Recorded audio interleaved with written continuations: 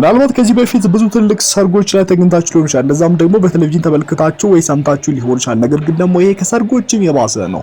በአዲስ አበባ በመዲናችን ከተማ የተካሄደው ሰርግ የዓለምን ማህበረሰብ ያሳተፈ ነበር። ፈረንጅ፣ ጥቁር፣ አሜሪካዊ፣ እንግሊዛዊ፣ አፍሪካ፣ ናይጄሪያ፣ ኢትዮጵያ የቀረ ሰው የለም። ለዛም ደግሞ ትልልቅ ኢንተርናሽናል ባለስልጣናት ናቸው የተገኙት። ይሄ ሰርግ የሀገር ፕሬዝዳንት ሰርግ ነው ወይ ልትሉ ትችላላችሁ። ነገር ግን ደግሞ ከዛም የባሰ ነው። ምክንያቱም ይሄ ልጅ ቸርነት አሪፎ ይባላል። በታዋቂው ኢንተርናሽናል ዩናይትድ ኔሽን ውስጥ የኢጋድ ፐርማነንት ሪፕሬዘንታቲቭ ወይም ደግሞ ቋሚ ተወካይ ነው ማለት ነው። ቸርነት አሪፎን ለማታውቁት ቸርነት አሪፎ ማለት another last thing I wanted to talk about was also about the lack of education, particularly for Tigrayan children in Ethiopia. In Ethiopia, the last 3 years, due to the war, Tigrayan children have been completely disrupted. እንግዲህ ብዙዎቻችሁ ይህን ወጣት ታውቃችኋል ብዬ አስባለሁ። እንግዲህ ሰርጉን በአማረ ሁኔታ አካሂዷል። በሰርጉ ላይም ደግሞ እነማን ተገኙ ለሚለው ይሄ ቪዲዮ መልስ ነው።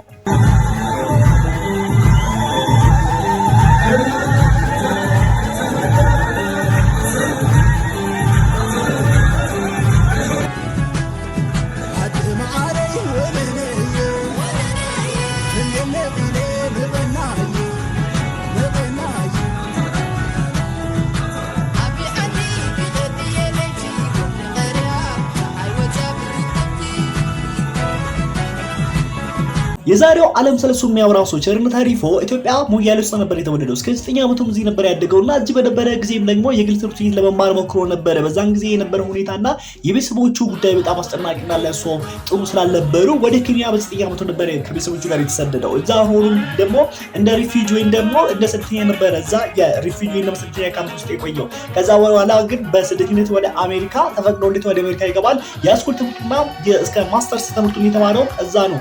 እንግዲህ ከዛ በኋላ እንግዲህ የኢጋድ ተወካይ ሆኖ አሁን በዩናይትድ ኔሽንስ ወይም ደግሞ በተባበሩት መንግስት ድርጅት ውስጥ የኢጋድ ቋሚ ተወካይ ነው ወይም ደግሞ ፐርማነንት ተወካይ ነው ማለት ነው። ይህ ሰው ቸርነት አሪፎ በአጠቃላይ ወደ 6 ቋንቋዎችን መናገር ይችላል። ፍሬንች፣ እንግሊሽ፣ ስዋሂሊ፣ አማርኛ፣ አፋን ኦሮሞ፣ ትግርኛን አቀላጥፎ መናገር የሚችል ሰው ነው።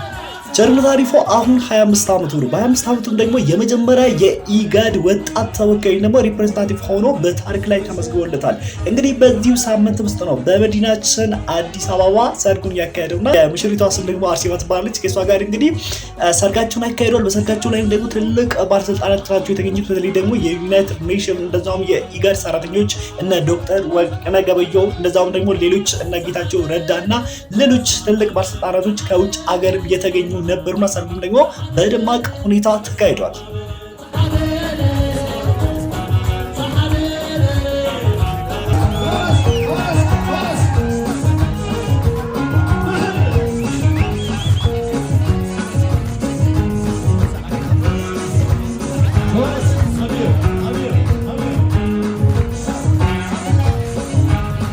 በጣም የሚገርማችሁ ነገር ይሄ ቸርነት አሪፎ በጣም ከባድ ጭንቅላት ያለው ነው።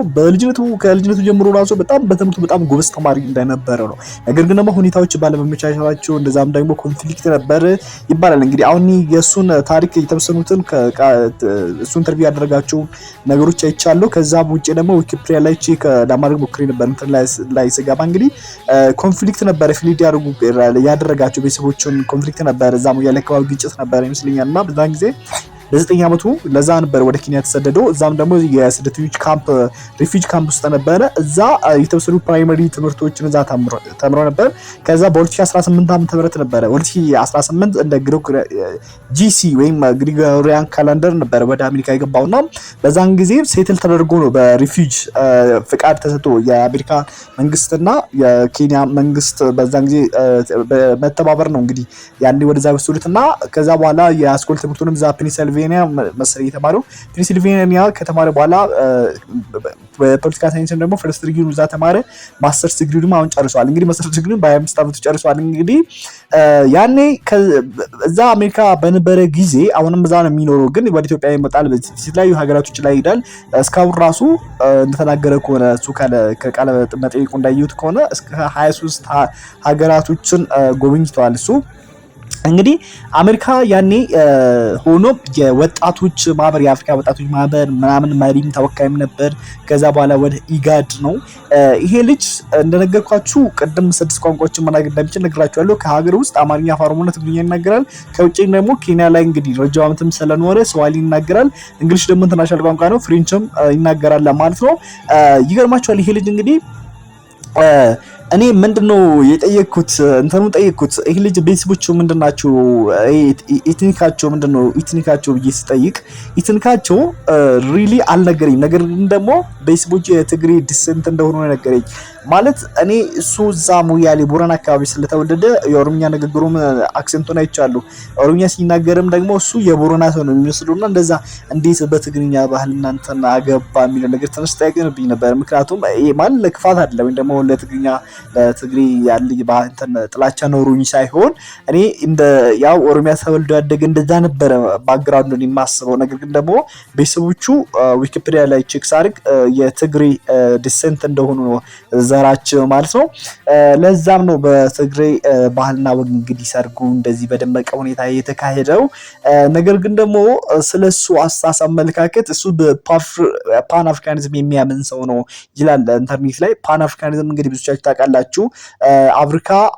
አፍሪካ አንድ ናት። የአፍሪካ ሀገሩ አሁን አፍሪካ አህጉር ነች። አፍሪካ የአፍሪካ ውስጥ አፍሪካ ማለት ከበሪ አፍሪካ አህጉር ውስጥ የሚገኙ ሀገራት ደግሞ በአንድ አንድነታቸው የተወሰነ ወይም ደግሞ አንዱ ተነጥሎ ብሄድ ሌላውን ይበልጣል ሳይሆን በተለያዩ ብሔረሰቦች በተለያዩ ሀገራት አንድነት በአፍሪካኒዝም የሚያምን ሰው ነው።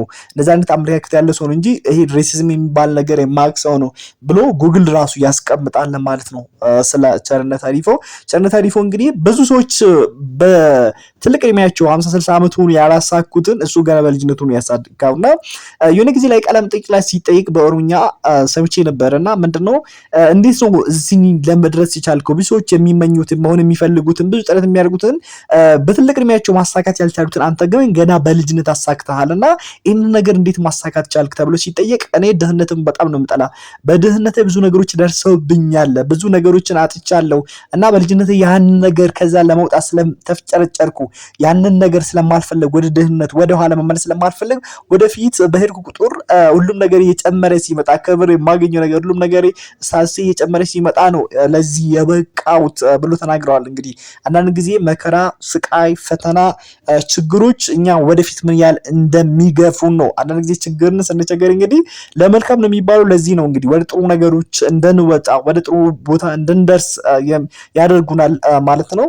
እንግዲህ ይሄንን ሁሉ ስለሱ ቪዲዮ እንድሳደርገኝ ነገር እንግዲህ ሰሞኑ ሰርጉ ስለተካሄደ ነው። ሰርጉ ላይም ደግሞ እንደነገርኳችሁ ቀደም ተነግራለሁ። በጣም ብዙ ከሀገር ውስጥም ከሀገር ውጭም ብዙ ባለስልጣናት ተገኝተዋል። የኢጋድ ኢንተርገቨርንሜንታል አውቶሪቲ ኦን ዴቨሎፕመንት ዋና ጸሐፊ የሆኑት ዶክተር ወርቅነህ ገበየን ጨምሮ ብዙ ሰዎች ተገኝተዋል።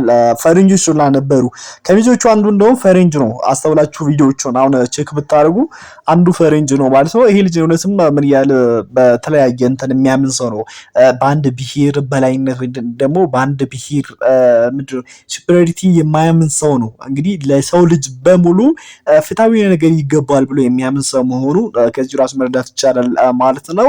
እንግዲህ እኔ ሰርጉ ላይ ባልገኝም ብጠራኝ ጥሩ ነበር። እሱ አያውቀኝም እንጂ ብቻ ደስ ብሎኛል። እንኳን ደስ አለህ ለማለት እወዳለሁ። በዚሁም መልእክቴን ላስተላልፍለት እወዳለሁ። ቴንክ ዩ ቬሪ ማች ስለተከታተላችሁ። እንደዚህ ዩቲዩብ ቻናል አዲስ የሆናችሁ ደግሞ ሰብስክራይብ በማድረግ ቤተሰባችን መሆናችሁን እንዳትረሱ እላለሁ። ወዳችኋለሁ። ሰላም ሁኑልኝ።